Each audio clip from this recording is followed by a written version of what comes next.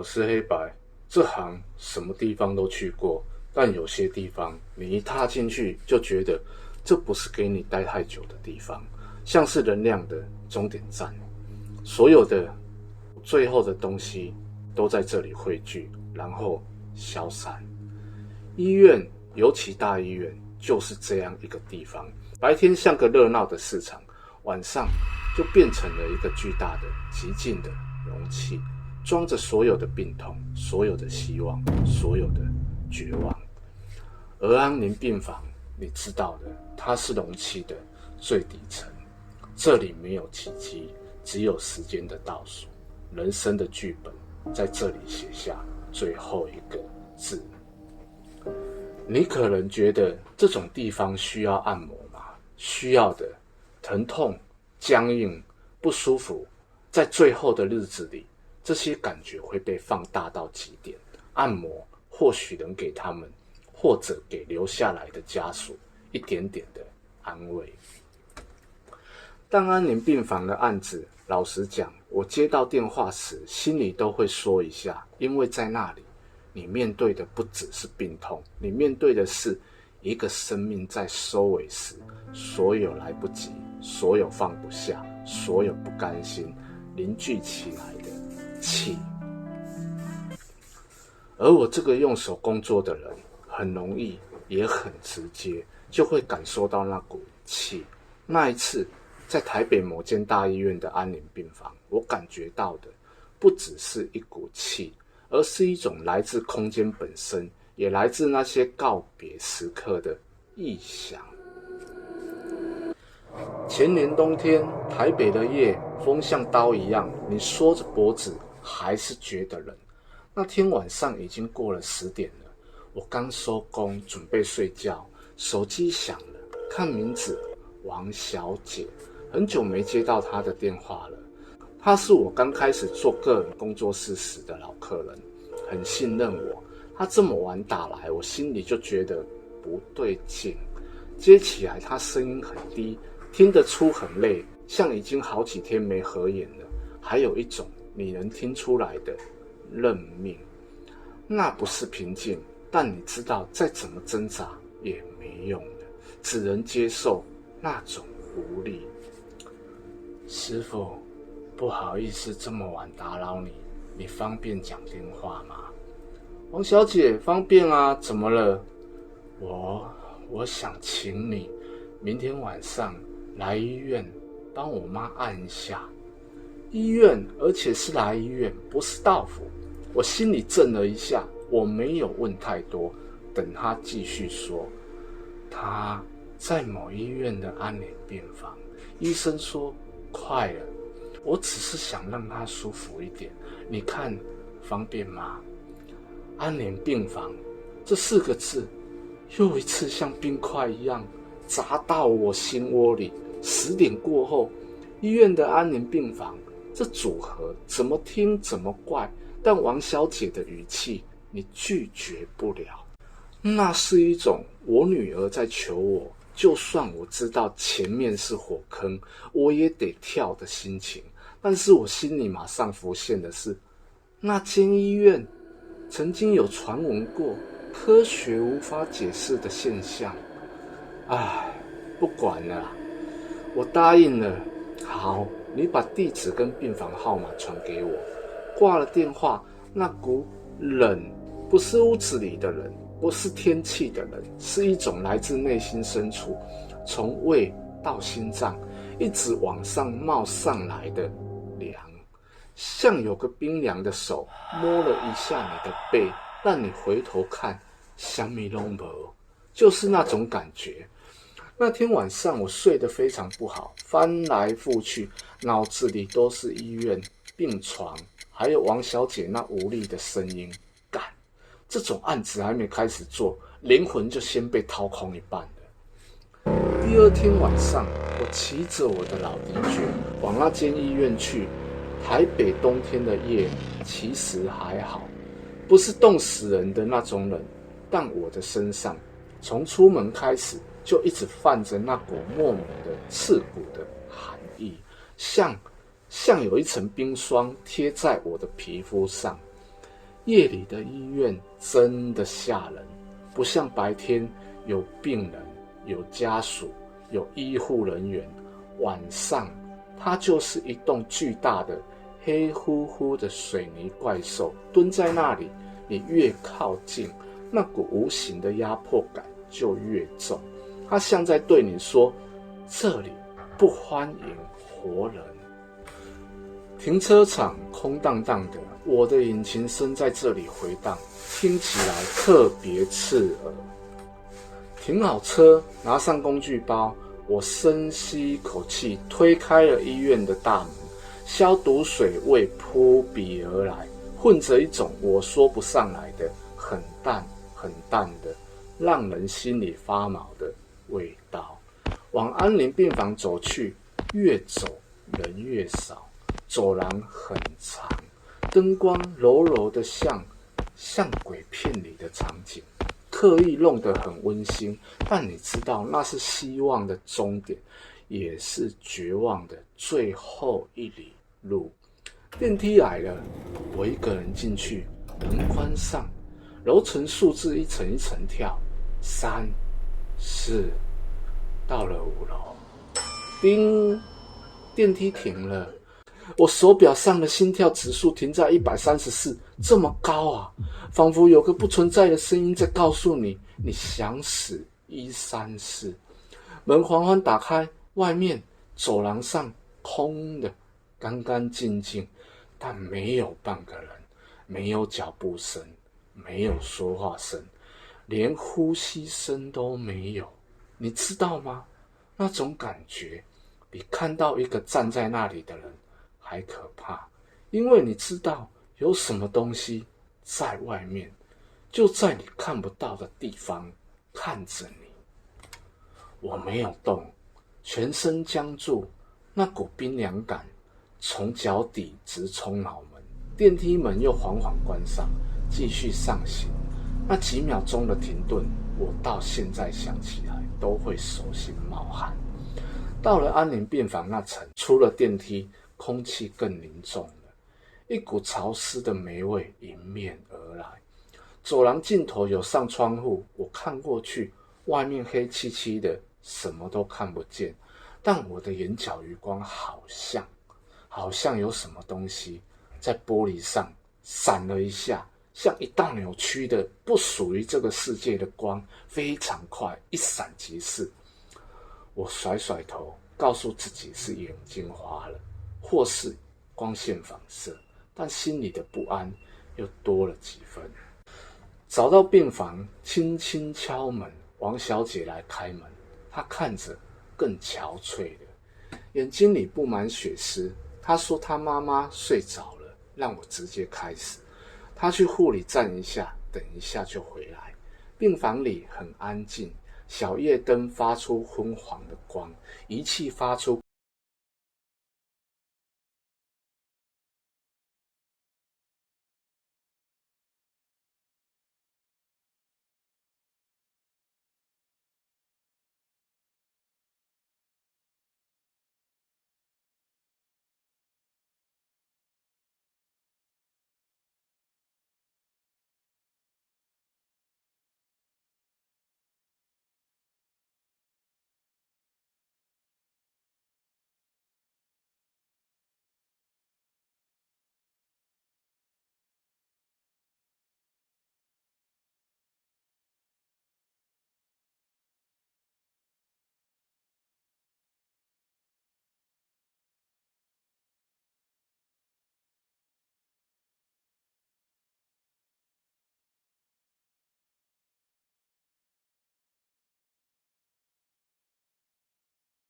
的声音，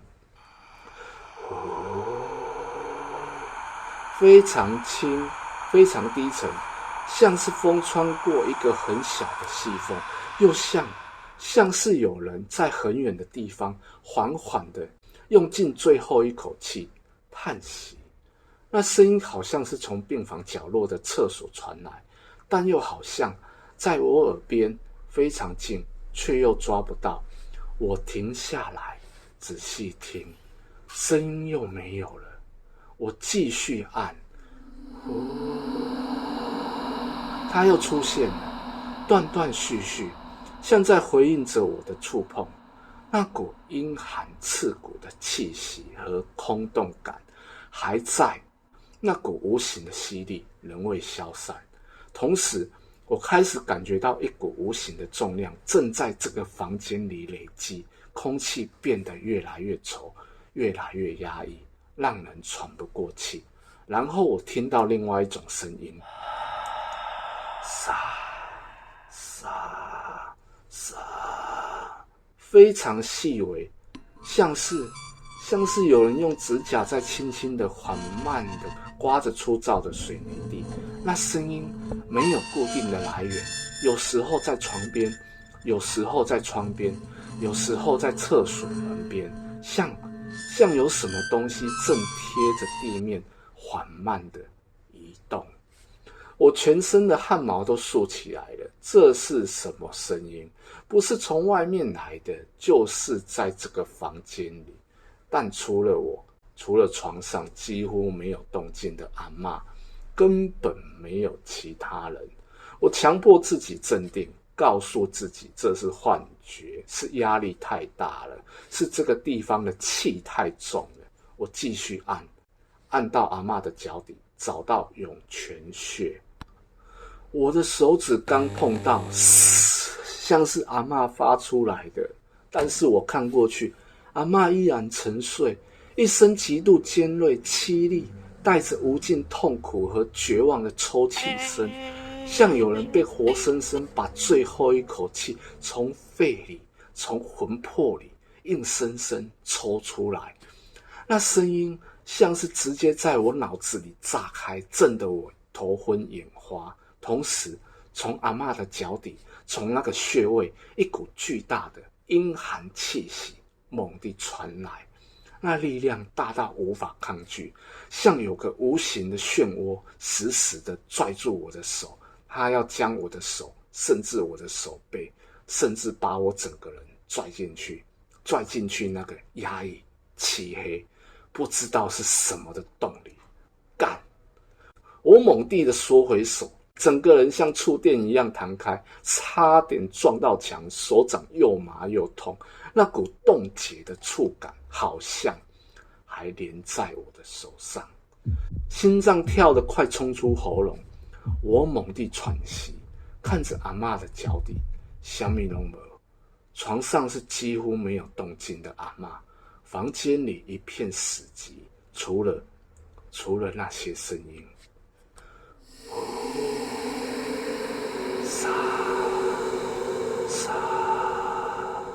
那些声音好像更近了，更清晰了，在房间里像在回荡，像在围绕着我。而我眼角的余光扫过厕所，我确定我刚来的时候它是半开的，现在它几乎完全敞开了，里面黑漆漆的，像一个没有尽头的深渊。一股阴森且夹杂着腐朽气息的气从里面缓缓涌出，那是没有风的风，没有声音的凝视。我感觉到好像有无数双眼睛在那片黑暗里盯着我身上残留的从阿嬷那里吸来的那股气。这时候病房的小夜灯好像闪了一下，不，它不是一下，它是忽明忽暗，仪器发出的哔哔声也是突然变得杂乱无章，高高低低，整个房间的气场彻底不对了。那种压抑感，那种毫无生机的凉，那种无处不在的绝望，我感觉这个房间，这个空间在我的眼中开始模糊扭曲，墙壁好像不是直的了，家具好像在移动，好像有什么东西正把这个空间揉捏拉扯。我整个人像被钉在原地，脑子里只有一个念头，不能待在这里，1秒钟都不能。突然一句清清楚楚的声音，谢谢。我彻底震惊了。咔啦，病房门突然被打开了，王小姐她回来了。师父，你怎么了？王小姐看见我站在那里，脸色发白，手还在抖，吓了一跳。没事，王小姐，抱歉。我猛地回过神，那些声音，那些扭曲的画面瞬间消失了，小夜灯恢复正常，仪器也恢复了规律。刚才可能有点低血糖，抱歉。我尽力让自己的声音听起来正常，但还是沙哑的厉害。我迅速收拾工具，眼睛不敢再看厕所门，再也不敢再看阿嬷的脚底。我看了看床上的阿嬷，她依然闭着眼睛，呼吸平稳，但我伸出手，隔着被子轻轻碰了一下她的脚，那股吸力不见了，那种空洞和重量的感觉也似乎减轻了。难道就在刚才那一瞬间，他最后那股强烈到极点的不甘心，透过那个涌泉穴，透过我的手，被这个空间或是被什么带走了？我不敢再想，快速交代了几句注意事项，几乎是逃出了病房。走出安宁病房区，那种压抑感慢慢减轻，但身上那股阴冷的气息像烙印一样久久不散。我冲到电梯口，按下钮，电梯来了。我进去，门关上，楼层数字往下跳，7、6、5，叮！到了1楼，门缓缓打开，外面空无一人。干干净净的走廊，灯光依然柔和，但还是有说不出来的压抑。就在我以为这一切都结束了，随之而来的安静中，我听到了模糊又感觉真实的脚步声，越来越近，越来越近。就在电梯门关上的那一刻，脚步声突然停止，但我耳边却传来一个低沉的声音，好像是说 I am coming for you。 走。接下来就听到电梯嘣一声，那感觉就像有什么东西想冲进去，但来不及了。瞬间我的脑海里有一个声音在告诉我，快点离开。我立刻冲出医院大门，跳上我的老敌犬，发动引擎，油门一拜吹到底，我像逃命一样，一刻不停地逃离那个地方。回到家，身上那股冰冷的感觉和脑子里回荡的那声嘶，还有余光中那些扭曲的画面，怎么洗都洗不掉。那种感觉好像有什么东西跟着回家了。安宁病房，那里是一个生命过渡的场域，所有的最后的执念、不甘、痛苦都在那里凝结，在寻找出口，同时也在等待地狱和天堂的入口。那天晚上，我才知道，原来有些地方的异常，不是来自远古的召唤，而是来自眼前，来自生命最后、最原始、最无助、最令人心碎的不甘的拉扯。你问我下次安宁病房的案子还敢不敢去？我是专业按摩师，我有我的工作，但经过那一次，我想我大概需要非常小心的活着，因为我总觉得好像有什么东西从那个地方跟我一起回来了。下一集我将带大家去那个有连带的旧饭店，你敢不敢跟我去？订阅分享，我是黑